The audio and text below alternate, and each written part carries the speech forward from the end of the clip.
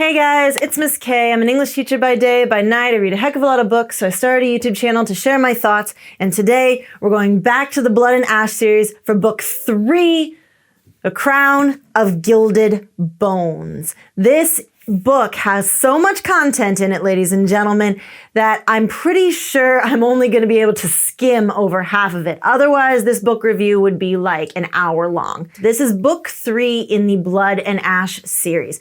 So we have followed Poppy and Cas from Macedonia in the Kingdom of Solace all the way to Scion's Cove and Evamon in Atlantia. Poppy now realizes that she is an Atlantian with rather specific abilities, and sometimes deadly ones.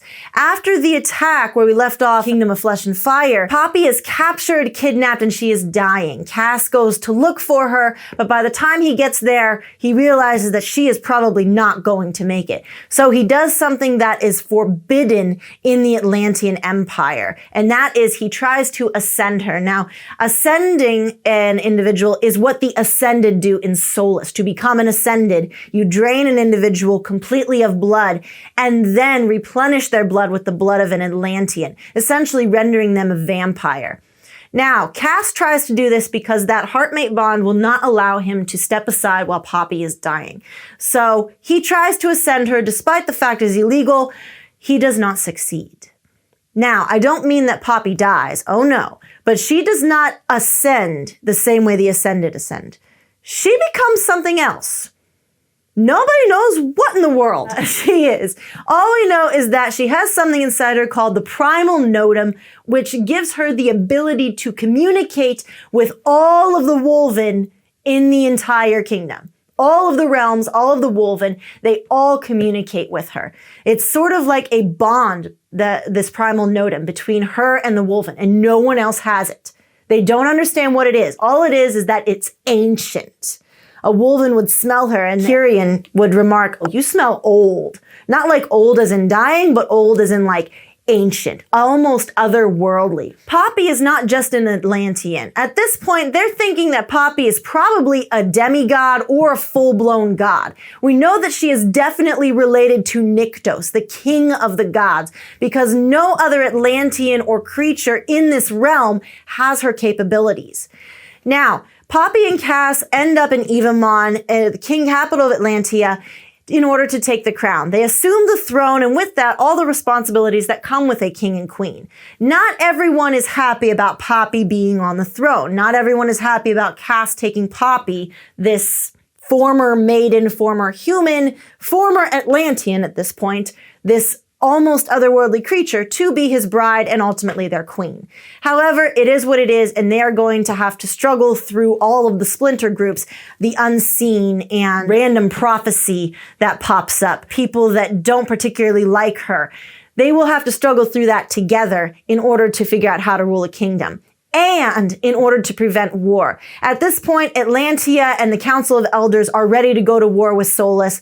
Solace and the Blood Queen are preparing to go to war with Atlantia.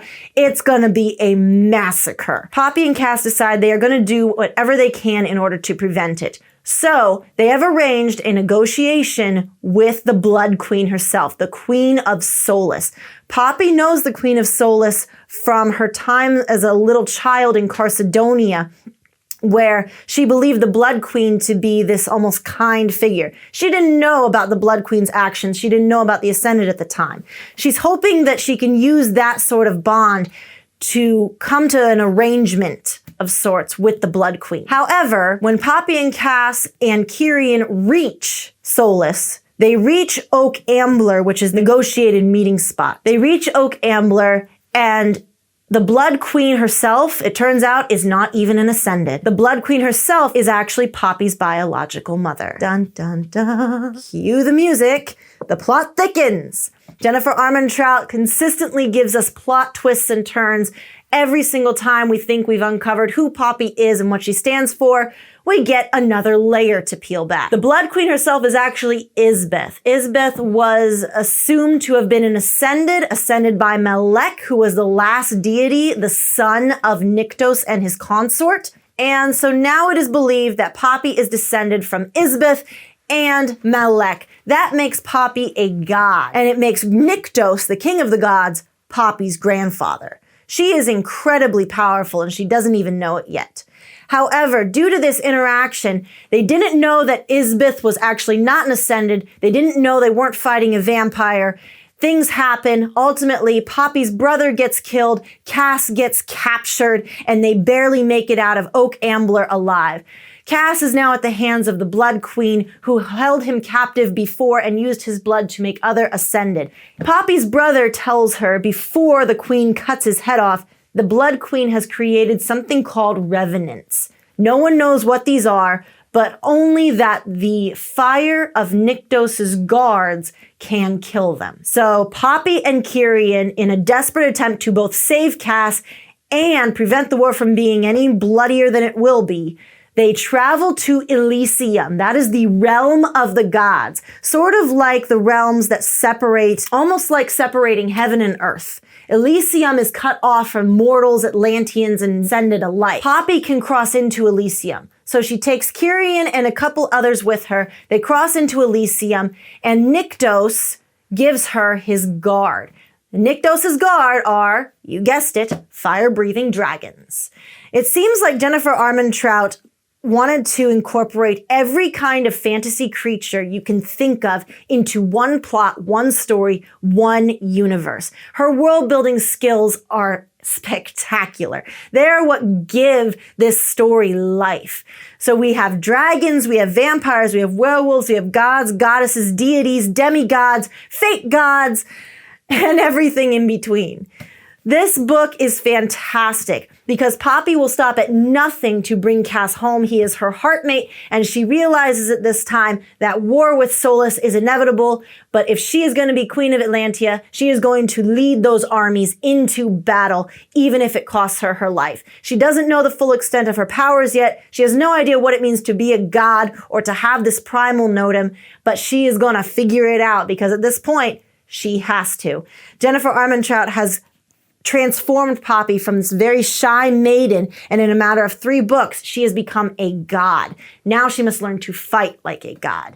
And that is where Jennifer Armentrout leaves us with the Crown of Gilded Bones and sends us into the 4th novel in this series, The War of Two Queens.